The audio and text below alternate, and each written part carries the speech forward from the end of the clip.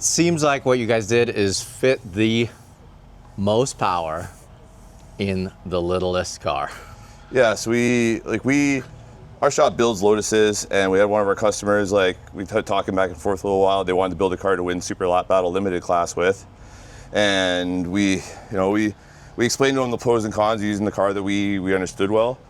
And the result of that was they decided to use this, which was, way off the reservation, obviously. Then we had to decide if we wanted to go with 650 or 1,000 horsepower, and 650 is never enough, I guess. Wait a minute. Okay, so couple things. What did this start life as? This is like a stock Lotus Elise that they had used as their play track car, essentially. What year was it? 2005. Right, so this is the first US year. Yep. And it comes with a 4-cylinder Toyota engine. Yep, 2ZZ. Yep, so then what have you put in it? It has a 2GR now, so essentially the Toyota Sienna tow package motor out of the Toyota minivan, and it has some things done to it, many things done to it. Why? Because that was the engine that we knew could do the three things that were important to us. So you have, to have a car like this, you have to have sequential, you have to have a dry sump, and we wanted to make 1,000 horsepower. The K24 is like the obvious choice that everyone uses for this, right? But the reality is you can't reliably make 1,000 horsepower with a K24. I'm sure there's 100 people on the internet are gonna argue with me or whatever, but a lap of COTA is a whole season of drag racing. And if we want to be able to test the car and find out how to drive it and everything, that's too ambitious to make that power out of a little 2-liter, 2.4-liter. But is the 2GR, is it like a well-known thing that it can make that much power? No, so there's a drag racer in the Caribbean somewhere, I think, and then there's maybe one guy in Europe that are claiming to make about the same horsepower. As far as we know, in terms of cars that go to the track like this is the only one making this much power. We did have to have a little bit of a learning curve with it. We blew a bunch of head gaskets with from the original engine supplier and had to kind of redo our head sealing technique.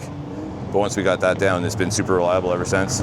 So body-wise and chassis-wise, what have you done? So the chassis is still stock because limited class, you're not allowed to really touch the car between the shock towers. In front of the shock towers, we did kind of make a new front subframe, I'll call it. On the OEM cars, there's a fiberglass housing here that holds the radiator, and we wanted to run the absolute biggest radiator that we could. Plus, we weren't really sure the fiberglass would be able to handle the loads of the splitter. So there's 1.5 inch, like the same material as the cage, holding the front splitter. PWR radiator in there, the same guys that make a lot of the F1 radiators, so it's super efficient. And then in terms of the rest of the body, we put an Exige rear clam on it so that we had more engine bay room.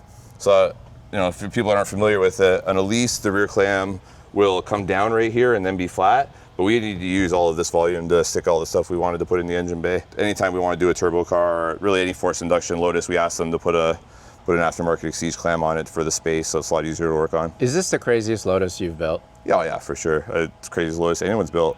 The Skira car is arguably another competitor to this car. They've been working on that car for a long time, I understand, but it's not really done a lot of laps in anger. We think this is the craziest, fastest Lotus in the world, but until we're both at the same track at the same time, you'll really never know. Right, because I think Hennessy has used this chassis, but they cut it up, right? Yeah, so they have the front, this part of the car on the Hennessy is a Lotus, but basically from here back, they've got the subframe elongated. They put a V8 in it, longitudinally mounted. It's quite a different car. But I think, if I'm not mistaken, that on street tires, we do faster lap time than them at COTA. From my understanding, this era of Lotus, a lot of it was glued together. Is that true? Yep, yeah, absolutely. I wonder if there's a spot I could show you easily. It's like this. Yeah, so this orange stuff here is the epoxy/glue that holds all the extruded aluminum panels together. And then there's no extra hardware holding it together? Nope, it's entirely glued. It's way stronger than hardware, actually. That's, yeah, I guess because it's a lot more contact. Yep, exactly. points. So you have the huge shear force from the glue as opposed to single points of contact on bolts. Can we take a look at the engine bay? Yep, for sure. Let me get that open for you. There we go.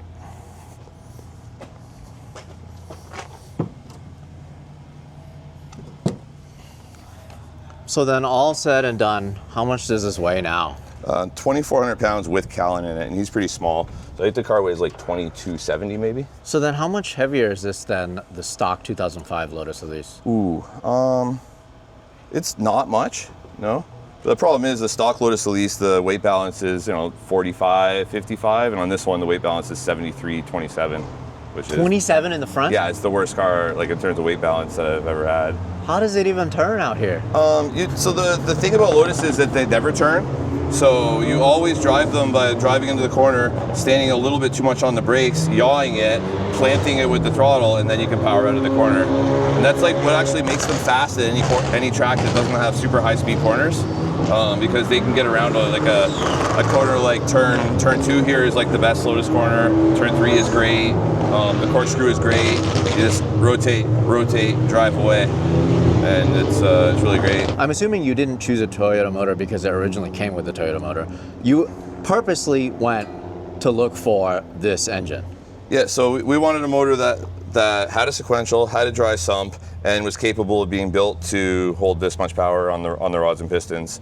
And so basically you're down to this and I think maybe a J series, but this is the motor I knew a little bit more about. So then what sequential is it? It's a Cowtech. It's a 7-speed sequential from Cowtech. People will probably be more familiar with it in the Corolla GR application, I think. It's the same gearbox, just a different bell housing. This is just so insane. I could barely figure out what I'm looking at. Yeah, there is a lot going on, and it got reworked to make the wastegates work better. You can see where the wastegates used to be, so we had to move them, and that's caused like a lot of the plumbing to get moved up on top, so it's not as pretty as it was before, but it still works really well. Got it. So, but this is just a lot more efficient, I guess? This car actually has a really low pressure ratio. It's only around 1.25 or so. And when the low pressure ratio, you can't really use this sort of collector wastegates. This is the first turbo car I've ever built, so I did have to learn a couple of things as we went. So we had to move the wastegates so they had flow priority instead of pressure priority. This is just so insane. Okay, so huge twin turbo setup. Yeah, G30 770s. And then how much does this dyno to the wheels? On the dyno we dynoed it on, it made 900 wheel at 25 PSI. And that dyno is well known to be 10% low. So there was a dyno jet in the shop that they used to be in. They'd put a car on one to make 800, make 880 in the dyno jet. And then on track, we're running another 2 PSI over that. And the power scales pretty linearly, so we say 1,050. And actually, since we moved the wastegates, Motec is actually reporting it's making like another 10% more horsepower than that, but I haven't verified it. It could be a weird correlation problem, I don't know. So it's 7 times more power than this chassis originally had? Yeah, for sure. It's crazy, right? That's so much. Yeah, but the computer keeps it tame, so it's actually like, the only hard part about driving this car, like the accelerator, if you're on power, it's the easiest car in the world to drive. The problem is when you need to make quick transitions or go into turn 3 kind of thing where you're turning straight and brake, not brake that hard, it really bucks quite a bit on the transition from power to weight because it's picking up the front end with the power it makes. So then how does the rear end work then? Is it built into the transmission? Yeah, so this is a transaxle style transmission, like most of the mid-engine sport compact cars are. Or the same as any front-wheel drive car, really. The gearbox is over here, the diff's right here, and then we use stock Lotus Evora inner axles, and then custom 300M outer axles with RCV, CV joints, and 300M subshafts. And that's like a lot of the secret to this car is be able to put down that power while you're jumping over curbs or anything. So Penske shocks. Yep. I'm assuming like a lot of the suspension bits are custom? No, it's actually all Elise parts, suspension parts. Oh. And well, we did have to modify where that A-arm cross member is to clear the transmission and the engine actually. So they're both like cut off and welded out about an inch from where they were before. And we had the manufacturer send us the matching metal and the matching TIG rods to be able to do that with. So there's not a metal problem there. So then, is this the stock Lotus? Yep. Part? Yep. I believe for this class it has to be. Okay. Yeah. What's also amazing to me is all the coolers back here. There's like coolers wherever you can fit them, I guess. Yeah, because it doesn't put that much heat into the transmission for into what that transmission is okay with. We didn't have to have a very good or very efficient transmission cooler on it. That takes off like 10 degrees of temperature and it never goes over 220 or so it's fine. So like what's this one for? The engine manufacturer didn't line bore the cams. And so the clearance on the cam actuators is way, way, way more than it should be. And I'm not the manufacturer, the guys who built this engine for us. The clearance on the cam actuators is way too much, so we actually don't have any cam control at idle. And one of our things that we tried to do to stop that was to have like a separate, the dry sump has a T immediately, and then oil goes through the cooler and then into the cams, trying to get as much pressure and flow to them as possible. That didn't actually work, so we probably could take that out if we wanted to, but it's not hurting anything to have an extra cooler in the car. And the solution was just to run 10W60 Model 300V. Just had to get thicker and thicker oil until we got the right one. And what's this one for? That's the main oil cooler. Okay. And we see like 210 degree oil temperatures at Coda, with like not that much here. This is a serious intake manifold. Yeah. So we've got the OEM lower intake manifold that goes to a Frankenstein Motorworks upper intake manifold adapter. So it adapts the V6 pattern to the Holley Hiram like GMLS pattern. And then you can buy like a commercial off the shelf water to air intercooler for it instead of having to fabricate everything there. It's like drive-by-wire setup? Yep. Bosch Motorsport, throttle bodies run by Motec, twin blow-off valves, twin wastegates, twin turbos. So then it has like full traction control, like boost by gear, Yep. all that stuff? Yeah, so it actually has like much better than that, and this is one of the reasons, it's like the reason this car is so fast. So it has Motec GPRP Pro ECU, so it has like they call it a feed forward traction control. And so for example, as we go over turn 1 there, and the car goes from having 1G to being like 0.3 G, so the car will turn down from 1,000 horsepower to 500 horsepower, back down to back to 1,000 while the car is dynamically in the air. Yeah. It works so well. The car is so easy to drive on power. Like it's really hard to explain how easy it is to drive the car if you're on the throttle, because it saves you. It just gives you exactly what you want all the time. What's amazing to me is I step back a little bit and I look at it. You literally are using every bit of engine bay room the Exige shell gives you. Yeah. So Like- when I started building this, my mechanic at the time wasn't really understanding why I started by like putting everything as tight to the engine or as tight to the firewall as possible. He's like, it looks like we're gonna have lots of room in the end. But I knew, having done similar projects before, that no, it's gonna fill up. And as you can see, we were right. It definitely got way complicated. So what about the inside? Is it just like a cage? Yeah, so it's caged. At this speed, you probably wouldn't want to crash in a Lotus without a cage, I don't think. Tilt seats. It actually has a passenger seat if we want to take people out for rides. Right now, it's got an electric chiller in it. Stock dash, just modified for the cage, and the Motec, and one of the Motec ECUs mounted behind the seat here. And there's PDMs on both sides. 12-inch dash, the Motec C1212 dash that has the rear view camera in it, so you can see a little bit behind you, because obviously there's no rear view mirror allowance. And yeah, it's really pretty simple inside in this car. This way is a lot better actually if you can keep everything out of the cabin, so the driver's not really like in a calm environment. One of the things about my car I don't love so much is that really everything's right there, which is better for weight, but it's not really better for living with the car, I don't think. Have you had a chance to drive this then? Yeah. So I've driven it at our local club track where I have like just a ridiculous number of laps, and it is scary to drive there. There's a couple spots where there's bumps that you just can't go over at full throttle, and all of the braking zones are into a bend, straight brake kind of thing. It's really meant for. It actually was built by the guy who owned the Lotus dealership at the time, so it's really meant for a Lotus type car, but not a 1,000 horsepower Lotus type car. But it's still fun to drive there. The splitter, before we started rolling, you were saying that the splitter is made out of wood. Yeah. Why? Because if you're not going to have an engineered splitter, paying the extra $3,000, $4,000, $5,000 for a carbon fiber splitter that you're just going to run into the bottom of the corkscrew just doesn't seem to make sense to me.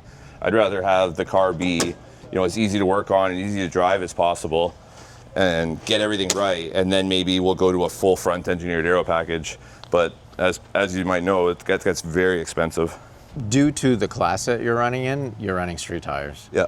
That's gotta be so hairy in this thing. Yeah, these street tires are pretty good though. So I have a similar platform car that only makes 250 horsepower, and at Coda I make 1.7 Gs in the carousel, and this car makes like 1.9, 2.1 Gs in the carousel. So they're not really leaving a lot on the table once you get them warm. We really need to keep them right at 90 Celsius to get good performance out of them, but when they're there, they're like close to a DOT slick. Looks pretty crazy with the front clamshell off. So what are we looking at here? So basically the front aero is all supported by the 1.5-inch bars that are like bolted in the two spots here to give it just enough anti-rotation to keep the splitter up off the ground. We built this with 3/4-inch rods the first time, and after 2 sessions at Coda, we were watching some video that someone took from turn 11, and after you come over turn 10 at about 140 miles an hour, the splitter was actually just on the ground the whole time. So we made it a little bit stiffer so it could handle the loads. we were making 700 pounds of front downforce before it hit the ground, and now it's more, but I haven't looked at the data yet from this weekend. What's the two coolers up here for? Yeah, so the first one is the air to water cooler to cool the intercooler. So in the back, you've got water that cools the air before it goes in the engine. That water gets hot, it goes through here, goes back to the engine. It lives in like the 80 to 100 Fahrenheit range, kind of. And then the regular radiator is behind that. That is a huge radiator. Yeah, it was exactly the size of radiator that would fit in the car, plus we kind of made it about a 1/4 inch too big. But what's crazy to me is how much, like this is the water pump, I'm assuming. It's amazing to me how much it's moving, because you can see it's actually touching. Yeah, actually we moved it a little bit when we did the second revolution of this. So that's from the old touching. It doesn't touch anymore. Got it. Good. Yeah, I wouldn't want the wires rubbing on the radiator ideally. Penske shocks. Yeah, Penske shocks again. Bosch Motorsport, M5 ABS. A PDM at each end of the car, so we don't have to run any wires back and forth. So this one runs like all the fans and the ABS and everything at this end of the car, and the other PDM runs all the engine components. Who makes these, the hub or the knuckles? Oh, yeah, again, those are Elise parts hubs. And I don't know for sure, but my theory is that they actually made those for Adrian Newey's Exceeds GT3 endurance car, and that's why they exist, because the market for them can't be that big. But it's great for us that they do. Thanks, Adrian. Yeah. It's really cool that you guys are pushing the limit of this chassis. Yeah. You know, I've always known that the chassis can be fast from running my car, so once I got a chance to build one that was like, you know, kind of as all out as we could get, it was really rewarding to see it work out. It was a little bit difficult for a couple months when we were blowing the head gaskets, but once we got that sorted, it's been awesome ever since. We're going to go to COTA on Friday, actually, and go on a recreational day there. But for the next competition, we actually don't have that planned yet. We would have been Super Lap Battle, but they canceled that, so we're just looking for what we want to do next. But you guys beat the record here. Yeah, so we went 26.3, right? And the old record was 29.5 or 29.6, something like that. And you know, if we had another lap on Saturday morning, there's another second out there easily, maybe even more. So I'd like to come back here again next year and get that done properly. And like the reason we built this car, I don't know if everyone knows the backstory, but Callan, the driver, has had cancer twice now. And after the first time, they started a foundation to advance the research into the tumor glow chemical, which you inject into the cancer patients before they have surgery, and be able to get better margins and get all of the cancer out. And after they did that, he actually had a recurrence of cancer, and then they used it to treat him, and he's been cancer-free now for 2 or 3 years. And he's the driver. Yeah.